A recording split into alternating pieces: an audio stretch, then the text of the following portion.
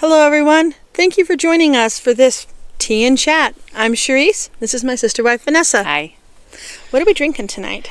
Okay, today we have English breakfast. It's just a simple, standard, delicious tea.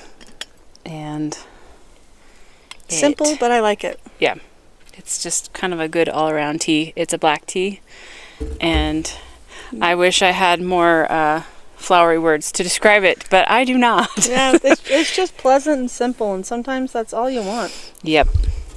You can have it with cream, lemon, I don't know, whatever floats your boat. I like a little caramel syrup in mine. I think it's just really lovely. Sounds tasty. Elevates an English breakfast. Okay. Well, thank you for joining us. Yes. Today we thought it would be fun to do a story time. So many times women we talk to, and not even just women, is a lot of people, they just wonder why. Mm-hmm. Why do you live polygamy? That's weird. Yeah, how could this possibly benefit women? Yeah. Why do you do it? They're just so astounded. And even women who are in polygamous families, sometimes it's easy to kind of lose sight of the vision, to not remember at times when you're struggling, kind of the big picture, the way that it really can be so lovely. And so we thought it would be really nice to share some examples of how it's affected our lives and some other people who we know. Yeah. And we're hoping that you'll enjoy the stories. I'm going to start out with my story. Okay. And what this exemplifies is stabilizing element that we have in a polygamous family. There is something so sturdy about what we have, and when things go wrong, it helps keep us going. Yeah, you're not alone. You don't have to figure all these things out. Yeah. So, as some of you may know, several years ago I got pregnant, and it turned out to be a molar pregnancy. And that is a pregnancy that starts out with a fertilization that usually it either produces some fetal cells or no fetal cells, and it kind of grows into like a tumor. But it's very similar to pregnancy symptoms. Like there's all the same things are going on. Like morning sickness, because your body is treating it, your body is treating it very similarly to pregnancy. So when I got pregnant, I normally am not too bad with morning sickness, but... Yeah, this was very unfair, by the way. Anyway. Well, I paid for it this time. Interestingly enough, so during pregnancy, you have HCG hormones that kind of start to rise during the first several weeks of pregnancy. And they go anywhere from like 50,000 to 180,000 units. And then they kind of, around 12 weeks, they kind of drop off. Well, in my molar pregnancy, that caused those levels to actually spike to over 1 million. So it was really, really high. And I think that is what triggered like the extra morning sickness. I was just miserable. And then after we figured out what it was, I had to go through the process of I had to get a D&C. And I had to go through the recovery process and the grieving process too. And even after the D&C, I came home and I started to recover, but then my abdomen was huge. I was like, why do I look more pregnant now than I ever did? Turns out we did an ultrasound after that, and it was, they're called theca lutein cysts. And so my ovaries were full of these huge, giant theca lutein cysts. And so it made me look pregnant, and I was just plain miserable, more or less stuck in bed for weeks. And I was so fortunate to have Sharis there with me, because during the time when I was really sick and when I found out what happened and I was grieving and going through things with my husband and with my kids, and she was there to be a support to me. I never questioned any of that. And even when I was down in bed, she was there. She was cooking all the meals. She was taking care of my kids. She was doing my laundry. Yeah. Anyway. Well, do pat yourself on the back. Because, go on. You were saying? No, it was incredible. And because of that, my kids were taken care of in their home by people who they grew up with. Sharis is a familiar mother figure to them. And so even though I was not doing my typical role, Sharis was able to step in and help fulfill that and be there for them in a very temporal way. And then also, my husband was able to continue to go to work to support the family. He did not have to make a decision between, oh, do I stay home and help my wife? She needs help. Somebody's got to watch the kids. He could go provide for the family because he knew I was being taken care of. The kids were fine because Sharis was there and she had this. And it was incredibly wonderful to go through that with the support that I had. And so many women who have been in similar circumstances, they're often left on their own. Mm-hmm. Or if they're very fortunate, they have friends or family members or a mother that can step in. But in those cases, those people have to step away from their family. And it's a lovely act of service, but it is a disruption as well, mm-hmm. that they have to go through. Or maybe their husband has to watch the kids, or they have to take the kids to a grandmother's house and it's unfamiliar. And, there's so many ways that it can play out. And it was just such a blessing for me to be able to experience that. And it was not a lovely situation to be in, but I had the support that I needed, and I was able to get through it. And our family was able to continue functioning, and the kids were able to continue to receive care, and we kept on going because it wasn't just me. There was Sharis. Your excuse me, your story reminds me. Just the other day, I was driving Jeff's truck, and it's got those it's a dually, so it's got those big dual tires on the back. And I had my kids with me, and I rolled down the window at one point, and I heard that. And I was like, dang it, I've got a flat tire. But I realized it was one of the back tires. And I was like, oh, I don't have to stop right now and change that, because even though that tire's down, the other tire right next to it has got this, and it's going to get me home. And so I was able to go home, drop off the kids, call a mechanic, make an appointment to get the tire patched, and drive back over again. And it just kind of reminded me of that, oh, okay, this is similar to having a sister wife. One goes down, and it's like, it's okay. You can just keep going. You can keep doing. You don't have to stop on the side of the road and patch a tire. I can. I just didn't want to. So yeah, that was just reminded me of that. Yeah. So, thank you. It's excellent. And my story is someone who found themselves in a similar situation with their health. I got a call a couple months ago from a family member out of state, and they just needed help. The husband, they were monogamously married, and the husband had to continue to go to work to provide for the family. They had two small boys, like a 2-year-old and this brand new infant, barely a couple weeks old.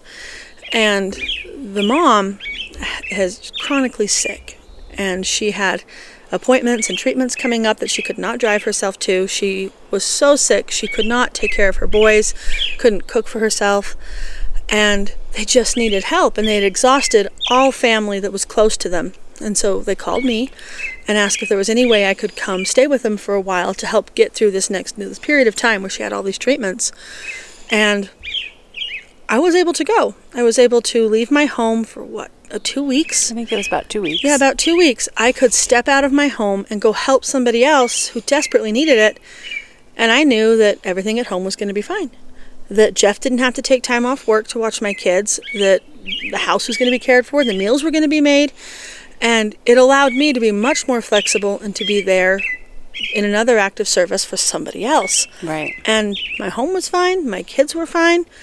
And it just worked out wonderfully. Because you had a sister wife, you were able to go be of service to somebody and know that everything was okay at home, and that you were able to step out and do that. Yeah, and that I think that's just another example of how this lifestyle can be stabilizing for the home life and for children. And I was so grateful. I was able to go spend time with family and to be there in time of need. And everything at home was just fine and dandy. Right. I didn't have to bat an eye or arrange external care or anything. It was like, don't done. In those moments, children are able to still stay in their same home environment with their same caretakers. And that's really ideal for children to have the consistent caretaking. Yep. When the caretaker role shifts to somebody who's unfamiliar, it can really disrupt a child's stability. Yeah. And so we're so adaptable in that. If Sharis needs to go, if one of us is down, if I need to go, we have that ability, and we can keep on running. And it's an incredible blessing, not only for us, but for those who we can help as well. Yeah. We're able to step out frequently, you as well, and go help other people. And everything at home just runs like clockwork, and it's like, we got this. So yeah, I think often that's why people reach out to us, because they know nobody's available, but I know that Sharis is available, because she usually can if I need her. Yeah, because home is taken care of. Yep. Anyway, so that's similar story, but on a different perspective. It's like the other side of the coin. Yeah. So, anyway, I have one more story I want to share tonight, and I'm going to go ahead and read it because it's not my story. This, let me see. The woman that wrote this is a very close friend of mine, one of my favorite people in the whole world. And she's also a polygamist. And I think at the time that this event happened, she had 3 other sister wives. I think that's how it went. Anyway, she sent me this story in her own words, and so I'm just going to read it to you guys. And hopefully I don't cry. So, all right, she says, "The following true story is a testimony of the beauty and unity that sister wives can provide in chaotic and unimaginable moments. Let's see, this is also a testimony of the miraculous power of prayer." So she says, "I was sitting in my living room nursing my baby. I was still in my pajamas, and for a shirt, all I was wearing was a tank top. My kids were outside watching the construction in the backyard, and I took a moment to focus on my infant. Suddenly, my sister wife came running up the stairs, waving her arms in the air and shrieking, 'Call 911! Call 911! One of the kids has been run over.' Through her bedroom window, she had heard our husband screaming for help from the backyard. She ran through my house and to the back door while I ran for my phone. She stepped out the door and realized it was my 2-year-old son that had been crushed. She turned towards me, and I saw her steel herself, saw her shove her emotions aside in order to be strong for me. That's when I knew it was my child. I started to panic, running through the dust to his side, but the image of my sister wife's emotional sacrifice for me gave me strength.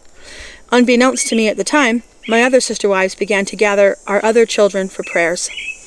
When my knees hit the bloody mud, my fingers felt where my son's ribcage should have made his torso firm, only to have my hand meet no resistance, just the shifting of bone fragments.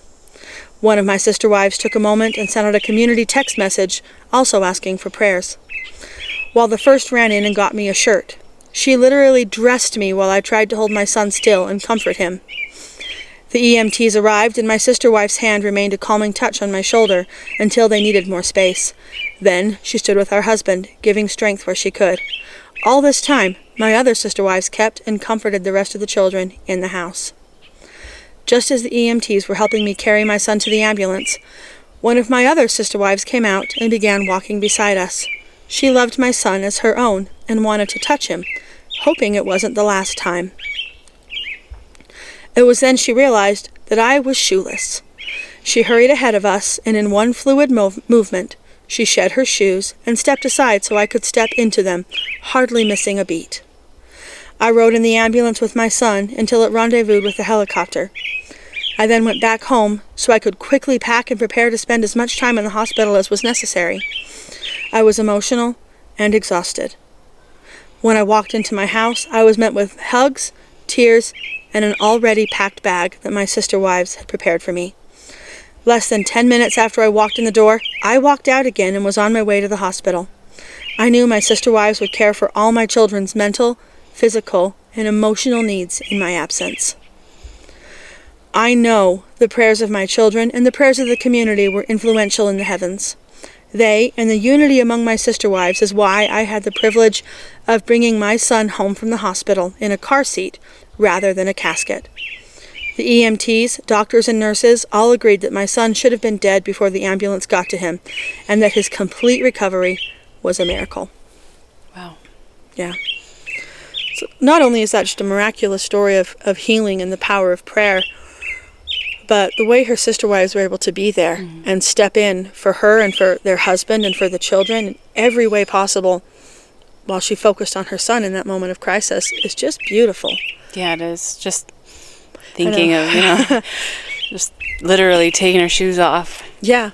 And giving them to her is very touching. Yeah, and I've actually had an opportunity since this event to talk to one of the sister wives that was upstairs praying with the children and who helped care for the children while their brother was in the hospital. Yeah. And some of the kids had witnessed the accident, and she expressed to me how grateful she was that it was her watching the kids, because she could tell the difference between their